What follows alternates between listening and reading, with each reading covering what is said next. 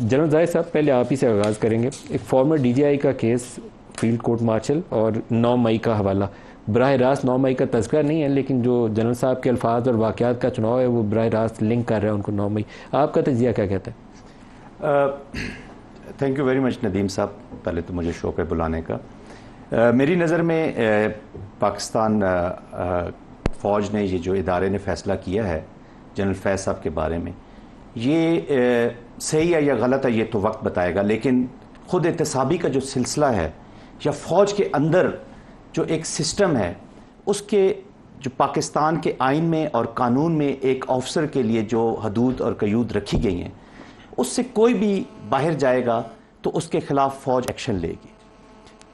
हम असल में जनरल फैज़ हमीद साहब का ये जो केस है, इसको अभी जो मौजूदा हालात हैं इसमें इसको डिस्कस कर रहे हैं, इस पर बातचीत कर रहे हैं, ये हमारे सामने है।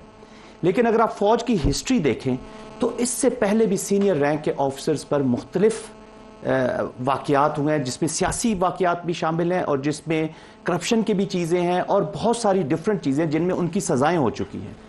तो अभी का मामला आया था जनरल क्यानी के वक्त, और फिर IGFC के मामला आए थे, बाद में भी इस तरह के वाक़यात आए हैं, उसमें सज़ाएँ में केस आगे चला। लेकिन जनरल फैज़ वाले मामले में मुझे एक चीज़ सरप्राइज़ करती है। अगर इतना रिगरस अकाउंटेबिलिटी का मैकेनिज़्म है तो मई 2017 में एक पूरी फैमिली को अगर अबडक्ट किया जाता है, टॉर्चर किया जाता है, ज़मीनें हथियाने की कोशिश की जाती हैं by a major general ranked officer, तो उसके ऊपर DGI ऐसा ही थे। आपका MI का पूरा सेटअप होता है नज़र रखने के लिए, आर्मी चीफ, किसी ने उनके ऊपर एक्शन नहीं लिया। मेरी नज़र में नदीम साहब, ये तो चूँकि जो भी इंटेलिजेंस है जो जाती है और चीफ़ ऑफ आर्मी स्टाफ की नज़र हर चीज़ पर होती है। आपकी बात यहाँ तक तो सही है कि जब ये उस वक्त हुआ था तो अभी ये इस वक्त ये सिलसिला, लेकिन आपको मैं थोड़ा सा माजी में ले जाऊँ। का केस है जी, उनका फैक्ट फोकस एक वेबसाइट है, अहमद नूरानी एक द न्यूज़ के साथ जर्नलिस्ट होते थे, वो उसको चलाते हैं। उसमें 2-3 जनरल के असासे पड़े हुए हैं, जिन्होंने वो खबरें शाया की थी वो जर्नलिस्ट केस भुगत रहे हैं, लेकिन मैंने उसके ऊपर कोई अकाउंटेबिलिटी नहीं होते देखी।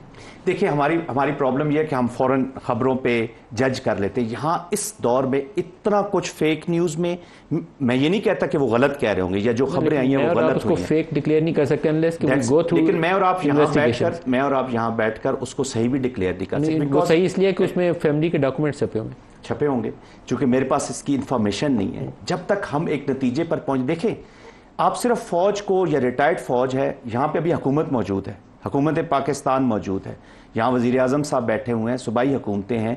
अगर ये ज़रूरी नहीं है, कोई भी उनको ट्राई कर सकता है। अगर वहाँ पे उनके पास सबूत मौजूद हैं तो वो उसको करेंगे। आपके ख्याल में एक वज़ीर आज़म के पास इख्तियार होता है एक जनरल को ट्राई कर? अगर इख्तियार नहीं है तो फिर वज़ीर आज़म को वज़ीर आज़म न कहे। हर एक ने नहीं, आप कह सकते हैं, मेरे लिए, हम सब के लिए वज़ीर आज़म है जब तक वो बैठे हुए हैं, अनटिल अनलेस कि वो साबित न करें अख्तियार है या नहीं है। देखें, ये वो बातें हैं जो हम करते रहेंगे इस मुल्क ने, और हम इसको किसी तरफ भी नहीं ले जा सकेंगे।